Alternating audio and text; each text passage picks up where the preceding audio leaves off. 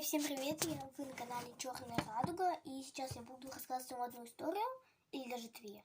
Но они не из моей жизни, я их взяла в лайки. Кстати, у меня есть свои лайки, переходите, пожалуйста, на мой аккаунт. Начнем историю. 2 года назад мы нашли на мусорке котенка. Мы его решили взять себе, но он был очень злым и вредным котом.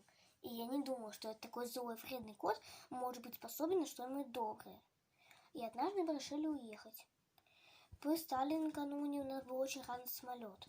Однако кот зашипел, встал около дверей и не стал никого не пускать. Я пыталась протянуть себе с ней руку в ногу. Разодрала до крови, жутко, больно, я орала, родители орут. В итоге мы на самолет опоздали, а кота не восстановили. На следующий день мы из новостей узнали, что самолет, на котором мы должны лететь, разбился.